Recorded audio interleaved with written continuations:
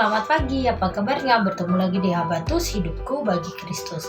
Hai adik-adik, hari ini kita akan bertemu lagi dan belajar di hari Rabu yang ceria ini. Kita akan belajar dari Amsal yang 27 ayat yang ke-21 sampai ayat 27. Amsal 27 ayat 21 sampai ayat 27.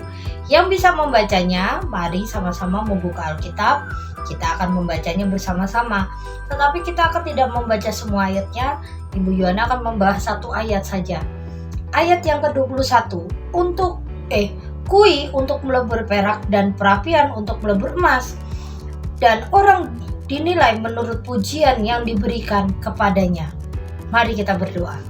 Tuhan Yesus yang baik, kami ucap syukur hari ini karena kami diberikan kesempatan untuk belajar firman-Mu. Berkati kami supaya kami mengerti, memahami, dan melakukannya dalam hidup kami. Dan hanya di dalam nama Yesus kami percaya berdoa, haleluya, amin. Adik-adik, beberapa bulan yang lalu Ibu Yohana sudah pernah menyampaikan tentang kui. Kui itu adalah satu tempat seperti pot gitu ya.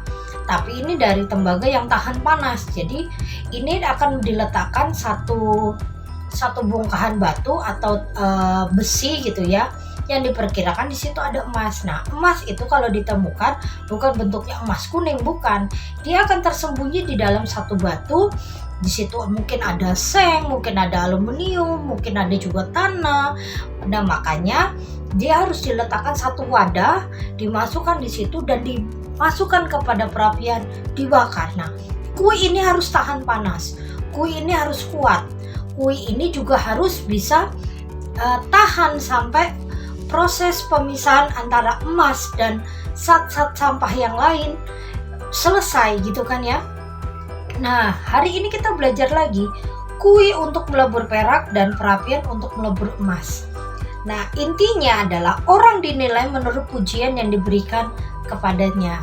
Adik-adik, pujian itu kadang-kadang membuat kita senang ya. Pujian itu membuat kita bahagia. Pujian itu membuat kita semangat. Kamu hebat. Ayo, lakukan lagi. Ayo semangat, kamu bisa kok. Nah, kalau dikatain gitu, rasanya hati kita senang ya, jadi lebih semangat lagi. Nah, tapi hati-hati dengan pujian yang berlebih-lebihan. Wah, kamu cantik, kamu pasti menang nih.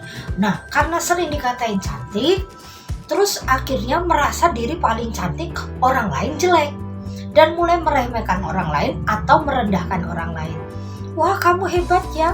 Wah, kamu orang kaya.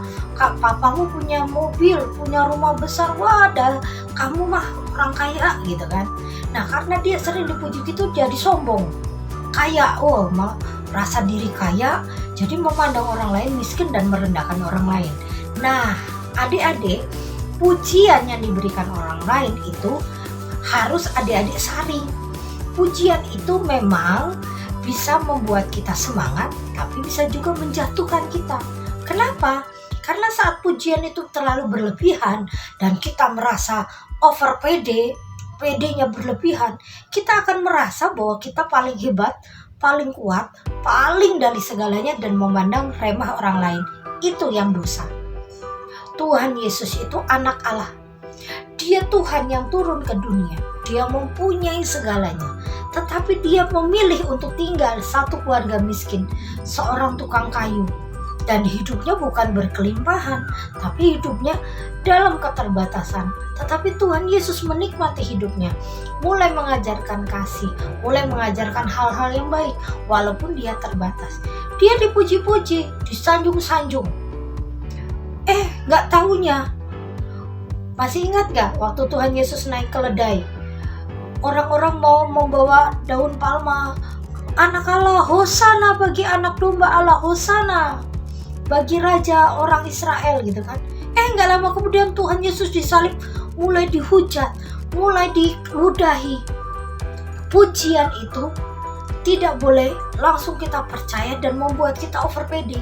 Kita harus belajar dari Tuhan Yesus, menganggap segala pujian itu biasa saja, dan mulai meletakkan hati dan iman kita ke dalam Tuhan supaya kita tidak keluar dari jalurnya.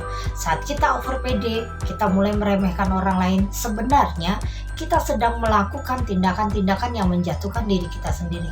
Orang sombong itu pasti akan jatuh. Orang sombong pasti akan dipermalukan, karena orang yang direndahkan itu akan ditinggikan, sedangkan orang yang meninggikan diri, dia akan dijatuhkan.